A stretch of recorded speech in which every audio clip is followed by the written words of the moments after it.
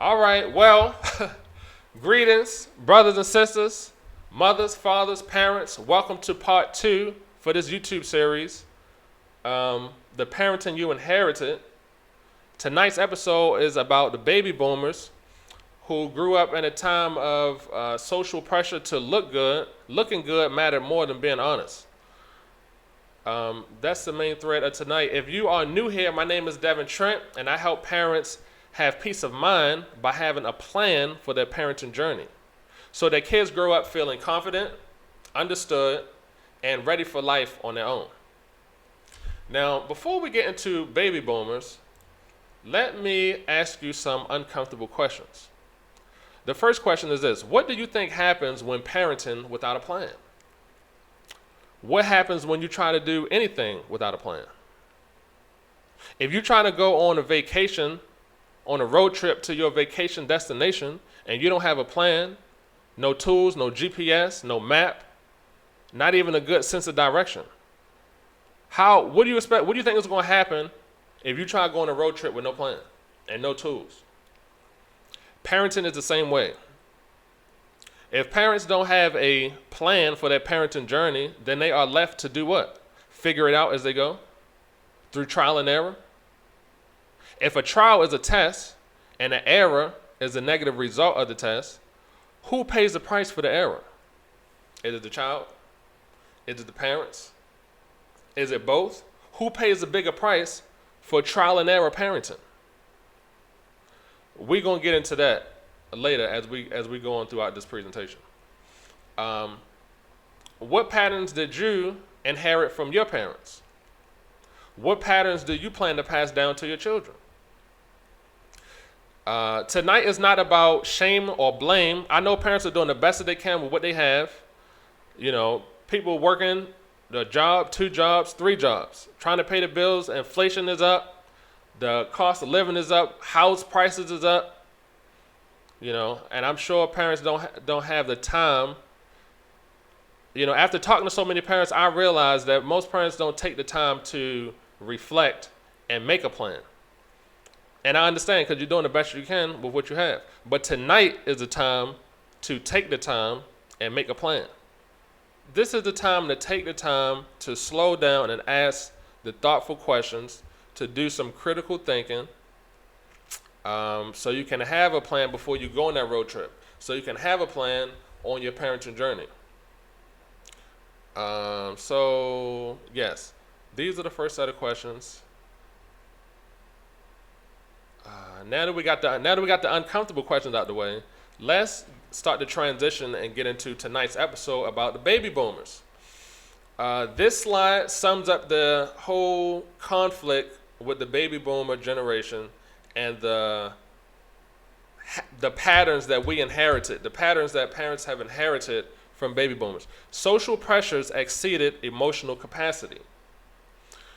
At a time when post-World War II, and there was a big economic boom, women started getting the right to vote. There was an uprising in divorce. There was a lot of social pressures to keep up with the Joneses, to look good on the outside, but behind closed doors, the household was in turmoil. And when I talk about social pressures, look at this picture. Notice how they got their furniture wrapped in plastic. Notice how the family is standing there kind of robotic, prim and proper. They want to, look perfect. I remember my grandparents, they had their furniture wrapped in plastic. Did your parents or grandparents have their furniture wrapped in plastic? Did they have dishes that you couldn't use, that the family members couldn't use? The dishes was reserved for special company, special guests. This is what I'm talking about when I say social pressure. You can't use the furniture, but your guests can use it. You can't use your dishes, but your guests can use it. This is what the environment was of the baby boomer era, and they had to adapt to the environment. And some of those adaptations have been passed down to us in 2025, but this is a whole different world.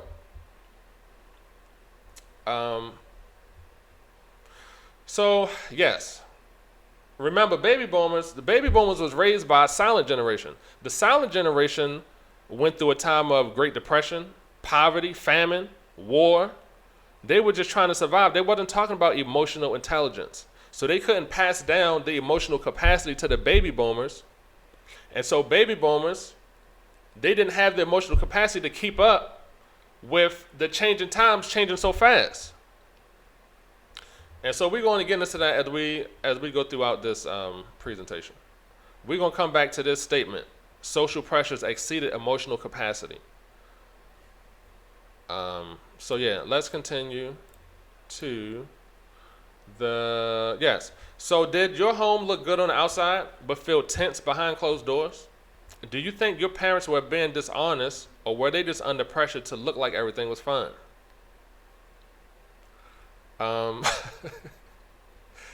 So let's get into it. Miss Martha. We're going to use Miss Martha as a avatar for somebody in the baby boomer generation. This is based on true events. This was a generation raised to believe that stability was proof of love. Now, as we get into Miss Martha's story, I'm going to go off screen. I'm going to just narrate her story. All right, meet Miss Martha. Miss Martha grows up during a time of massive change. The country is expanding, jobs are growing, neighborhoods are forming. On the surface, things look stable, but underneath that growth is pressure. For Miss Martha's generation, safety isn't just about food or shelter anymore. Safety is about belonging. Looking like you're doing well becomes proof that you're doing well. If you look stable, people trust you. And if people trust you, then opportunities stay open. The public image is not vanity for Ms. Martha, it's survival. As Ms. Martha gets older, the pressure increases. The civil rights movement is happening. Women are entering the workforce. Divorce rates are rising. Everything is changing fast. And when change happens faster than emotional skills develop, people grab onto what feels controllable. For Ms. Martha, what's controllable is how things look. Looking put together means you're not falling behind. Keeping up with the Joneses is not about showing off. It's about signaling. It's about putting on a signal that we're okay, we're safe, and we're not a risk to the tribe. Falling behind, it don't just feel embarrassing, it feels dangerous. They had to keep those opportunities open. They had to keep those doors open. So the tribe don't shun them, because they're not keeping up with the Joneses. Okay? Now, Miss Martha, inside the home, things aren't always calm. Emotions are confusing. Expectations are high. Support systems are thinner than they ever used to be. Miss Martha doesn't have a language for emotional processing. She has language for performance. So when things feel unstable inside, she doubles down on the outside. Appearance matters. Reputation matters. Respectability matters. Because if the outside looks solid, then maybe the inside is silent. It's not denial, it's protection. In her later years, Miss Martha becomes a parent, and without realizing it, she passes this adaptation down to her kids. She values looking responsible. She values appearing disciplined. She values not airing problems publicly.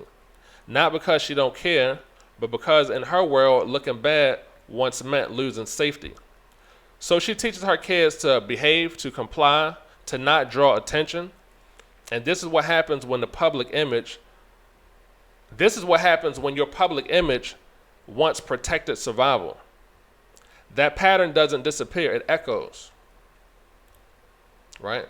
Now this is the emotional impact on Generation X. My parents' generation. Their drive for achievement taught Generation X self-reliance, but also left many feeling emotionally overlooked. Not ignored, but overlooked. Boomers modeled success, but the emotional distance created a generation determined to parent with more openness and balance. Generation X didn't reject their parents. They rejected the emotional cost of always looking good. It started to turn into our generation. What does it got to do with us?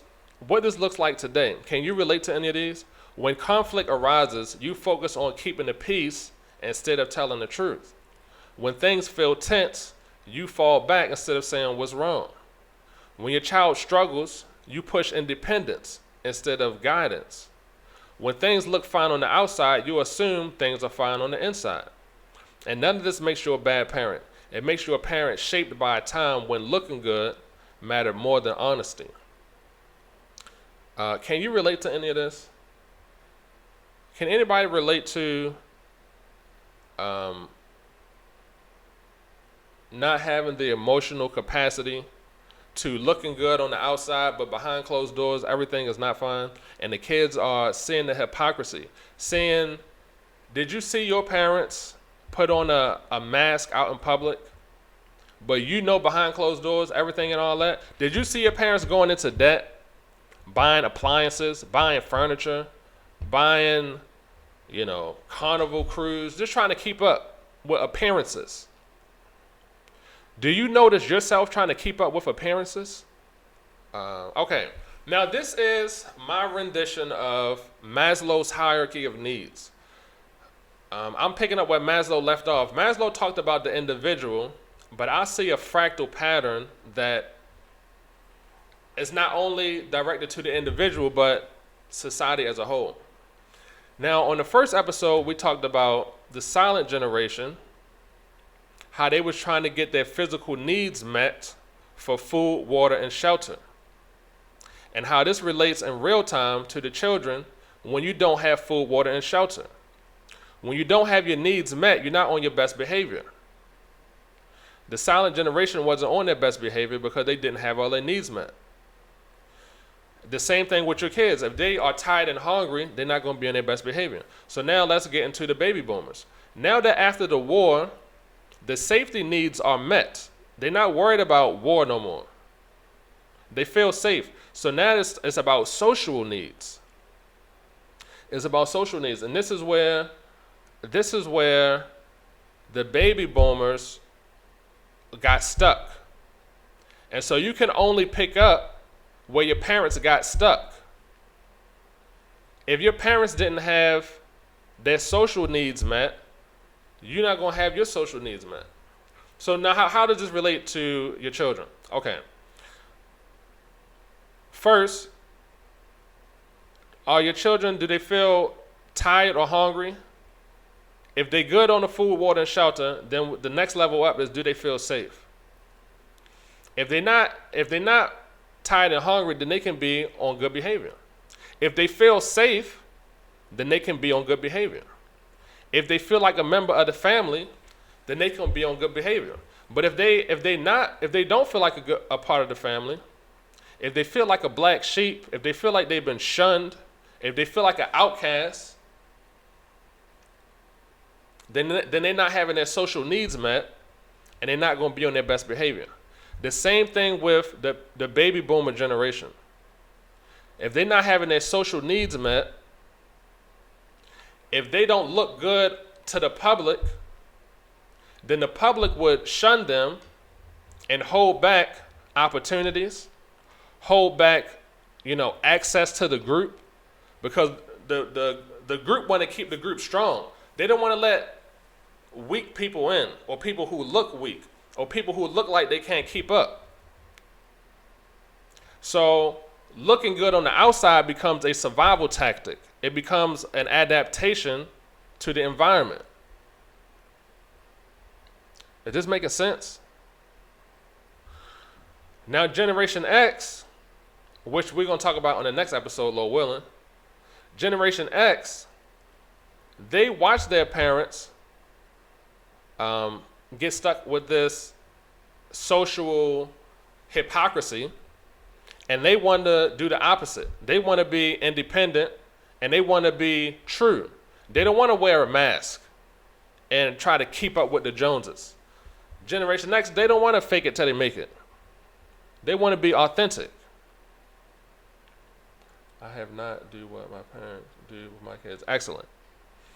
So yeah, that's what we're going to talk about on the next episode with Generation X. Remember what I said earlier, that it's not about shame or blame. Parents don't slow down long enough because they're fighting for survival. They're fighting to get their needs met. Each generation is fighting for survival, and the next generation picks up where their parents left off. All right, so in the next episode, we're going to get into Generation X, the generation raised to be independent, not emotional. Remember, silent generation wasn't emotional, baby boomers wasn't emotional, so they couldn't teach Generation X how to be emotional. If this opened if this opened your eyes and you want clarity tailored to your child and your specific situation, then I want to encourage you to join me for my live workshop on January 10th. You can save your seat at register.devintrent.com. And yes, January 10th, that's a Saturday. Mark your calendar. Go to register. It's the first link down in the description too. It's in the description and it's the first pinned comment down below. So yes, that's what I got for tonight. Remember, you didn't start the cycle, but you can end it. Awareness is the beginning of change. You can't fix a problem that you're not aware of. This whole series is about bringing awareness to the problems. Oh yeah, we talked about who pays the price for trial and error parenting. The kids pay the price for trial and error parenting because their parents are just winging it, just figuring it out as they go. So when parents have a plan, then the children won't have to suffer from trial and error parenting. That's the point of this series, to help parents have a plan.